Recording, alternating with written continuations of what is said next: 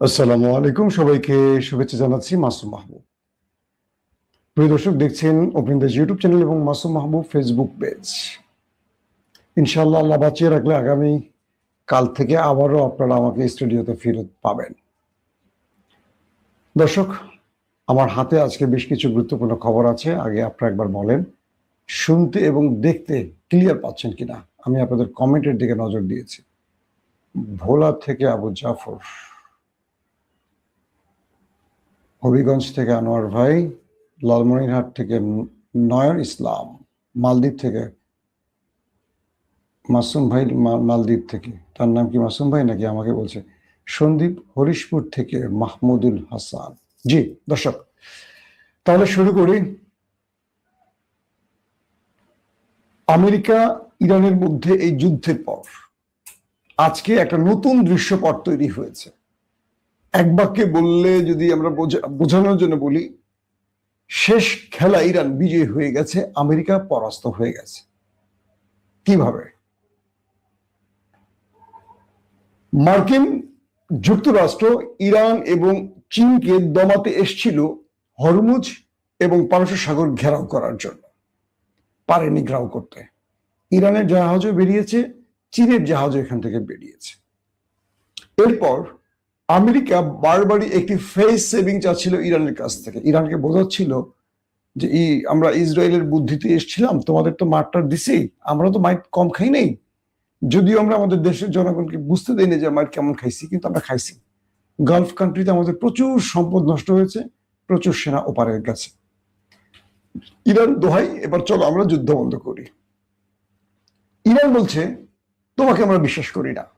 তুমি বারবার এই কথা বলো, যখন ধোলাই খাও তখন এই কথা বলো, কিন্তু পেছন থেকে আবার নেতানিয়াহুকে নিয়ে এসে তুমি লেগে যাও যুদ্ধে। পাকিস্তানের ফিল্ড মার্শাল সেনাপ্রধান আসিম মুনির, তিনি ট্রাম্পের বার্তা নিয়ে গেছেন, ইরানের সাথে বৈঠক করেছেন। সে বৈঠকে যে আলোচনা এসছে, সেখানে ইরান শেষ পর্যন্ত রাজি হয়েছে পাকিস্তানের মধ্যস্থতায়। বলা হচ্ছে আজকে দিনের সবচেয়ে বড় ব্রেকিং খবরটি এখন দিচ্ছি। সেটি কি?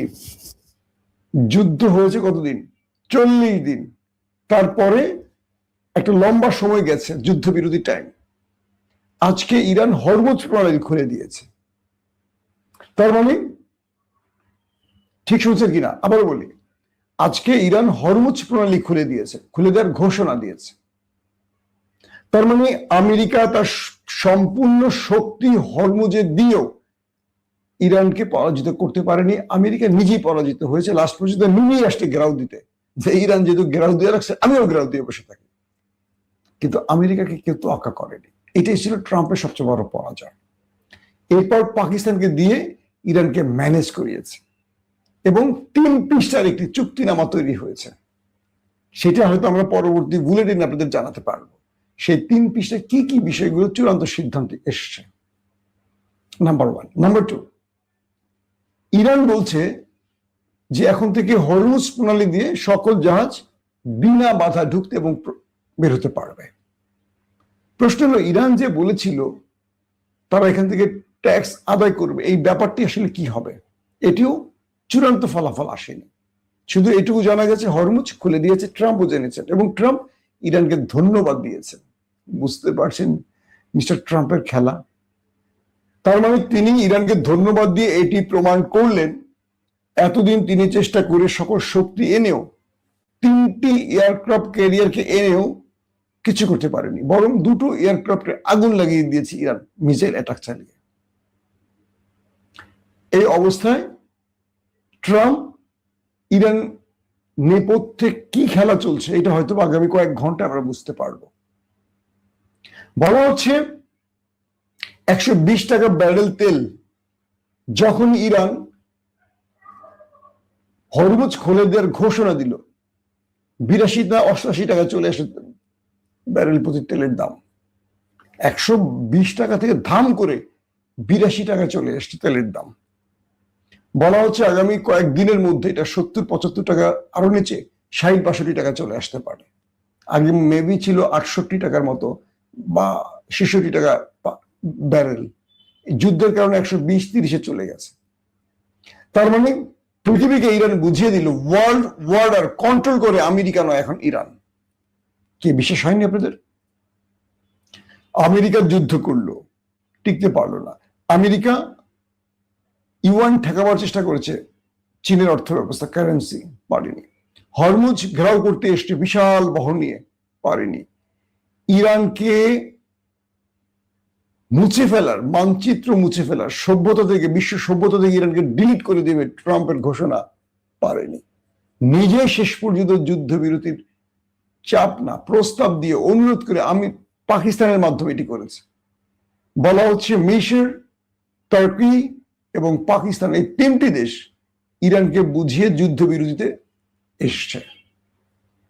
ধারণা করা হচ্ছে ইরানের সাথে সমঝোতার ভিত্তিতেই, মানে ইরানের শর্ত মেনে নেবে এই ভিত্তিতেই এটি হয়েছে। ডোনাল্ড ট্রাম্প সাংবাদিক সম্মেলনে কথা বলছেন, তার নিজের শেখানো একজন সাংবাদিক, আপনি জানেন কিনা এটা বাংলাদেশে হয়।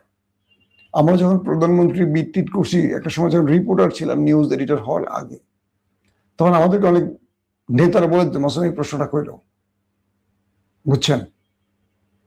তো ট্রাম্প সাংবাদিক সম্মেলন করছেন, তিনি তার পছন্দের এক সাংবাদিককে বললেন যে তুমি আমাকে প্রশ্নটা করবা। এটা একটু মানে গোপন খবর দিচ্ছি আপনাদের, সিমটম বা চেহারা দেখে বা প্রশ্ন দেখে এটা আমার অ্যাজাম্পশন হয়েছে এরকম। তো মিস্টার ট্রাম্পকে প্রশ্ন করলেন সাংবাদিক, মিস্টার ট্রাম্প, চীন তো ইরানকে অস্ত্র দিচ্ছে, তার ব্যাপারে আপনার বক্তব্য কি? মানে চীনকে একটা বার্তা দেওয়ার জন্য প্রশ্নটা শেখানো হয়েছে। তো ট্রাম্প বললেন যে আমাদের কাছে তথ্য আছে চীন গোপনে গোপনে ইরানকে অস্ত্র দিয়েছে, যদি এটি সত্য হয়ে থাকে তাহলে চীনকে মাসুল দিতে হবে। মানে চীনকে একটা ধাক্কা দিলেন।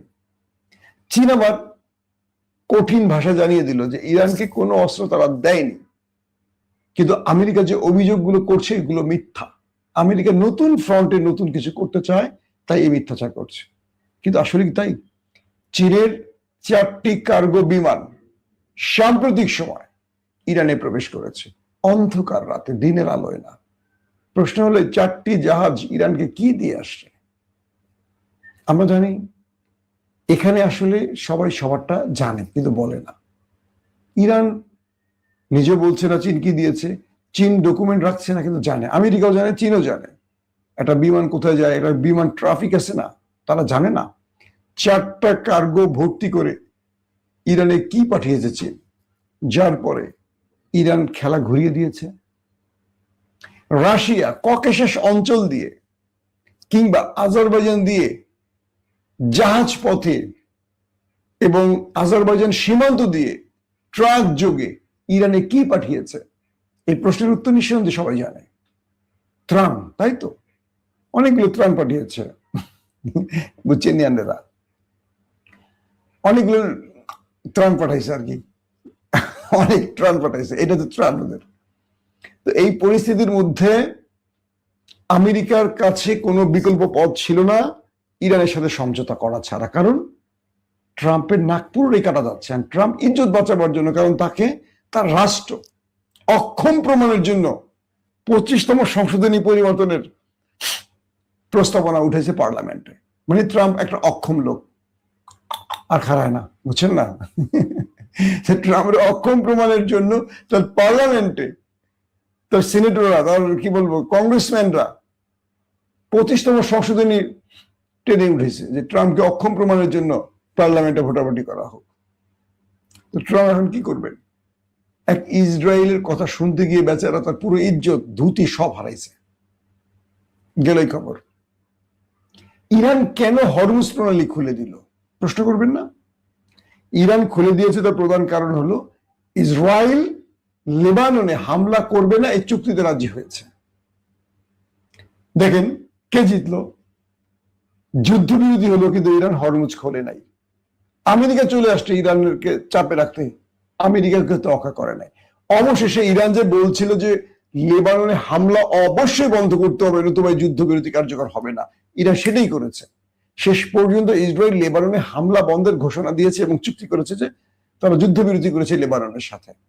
তারপর ইরান হরমুজ করে দিয়েছে, ইরান তার কথা রেখেছে। কিন্তু মধ্যপ্রাচ্য এখন টেনশনে পড়ে গেছে যে এই ট্রাম্পকে দিয়ে তাদেরকে আদৌ জাত রক্ষা বা তাদের ক্ষমতা রক্ষা হবে কিনা। কারণ ইরান একযোগে ইসরায়েল, আমেরিকা এবং গালফ কান্ট্রিকে যে ধোলাইটা দিয়েছে, এরপর আরবরা বুঝতে পেরেছে যে ইরান একাই যদি এত কিছু করতে পারে, ইরান যদি কখন চেপে ধরে আরবকে, আরব আমিরাতকে, জর্দানকে, বাহরাইনকে জাস্ট গলার চেপে ধরলে আর আওয়াজ করতে পারবে। মার্কিন বেজ গুলো তো ধ্বংস হয়েছে, মার্কিন সেনারা পালায় গেছে, সব গিয়ে উঠছে আরবদের এলাকায়, আরবদের মধ্যে ঢুকে গেছে, যাতে ইরান আরবদের তো মারবে না, মুসলিম। ওদের এইটুকু কনফিডেন্স আছে যে ইরান আরবকে মারবে না, কারণ আরবরা ইরানকে ভালোবাসে। হয়তো রাষ্ট্রীয়ভাবে সরকার টু সরকার বিরোধ আছে। খুব ইন্টারেস্টিং দুটা ঘটনা বলি আপনাকে, সৌদি আরবে একটি আর কাতারে একটি ঘটনা বলি। কাতারে মার্কিন একটি ড্রোন শুট করে ফেলে দিয়েছে ইরান, মানে তার ড্রোন দিয়ে হিট করে ফেলে দিয়েছে। তো সেখানে যারা গেছে, দ্রুত কাতারিয়ানরা ওই ড্রোনটাকে গায়েব করতে গেছে, যেন কোনো ডকুমেন্ট না থাকে। কিন্তু কাতারিয়ানরা ছবি তুলে সেটা ইরানকে দিয়ে দিচ্ছে, এই দেখো তোমরা যে মিসাইল মারছো, ওরা ওদের ড্রোন পড়ে গেছে।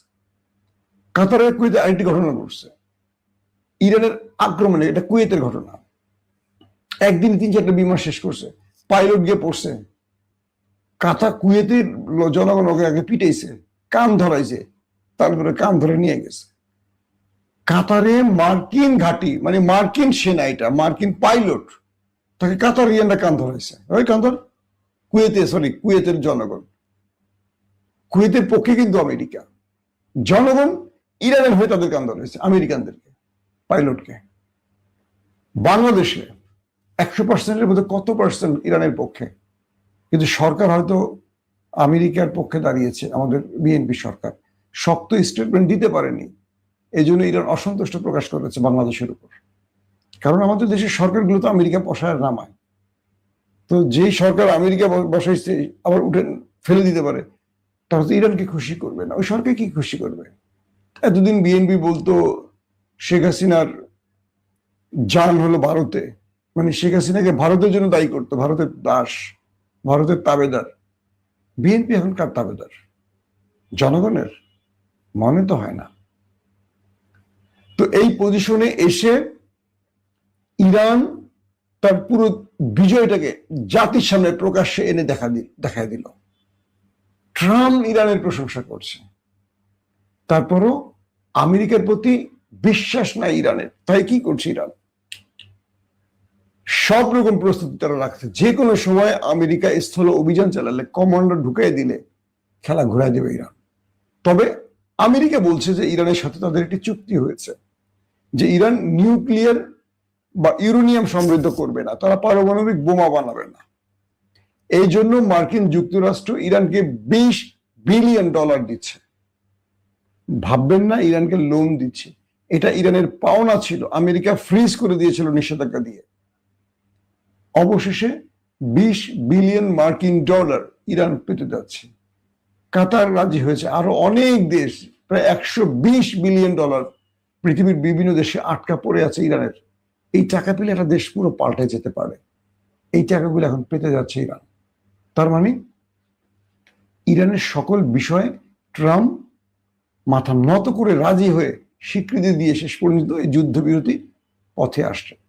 তবে ইরান বলে দিয়েছে, যদি আমেরিকা বা ইসরায়েল কোনো প্রকার অ্যাডভেঞ্চার করে, কোনো প্রকার যুদ্ধবিরতি লঙ্ঘন করে, এই জন্য ইরানের বাহিনী সর্বোচ্চ প্রস্তুত আছে, ট্রিগারে তাদের হাত আছে, একটু এদিক ওদিক হলে তারা লড়াই শুরু করবে।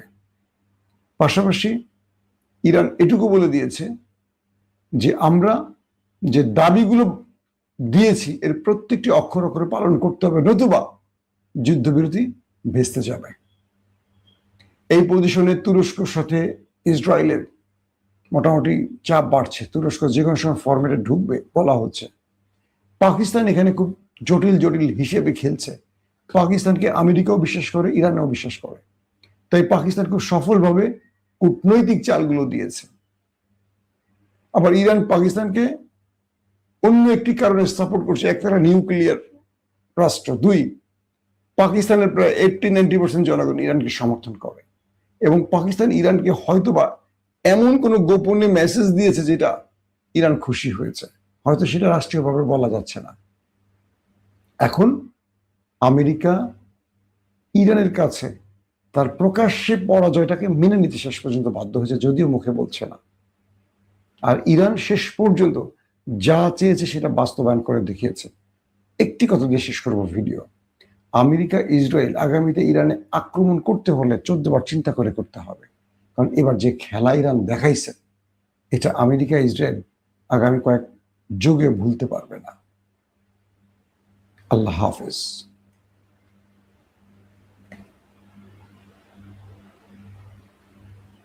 ওপেন দাইস মানে সত্যকে সত্য বলা, মিথ্যেকে মিথ্যে বলা।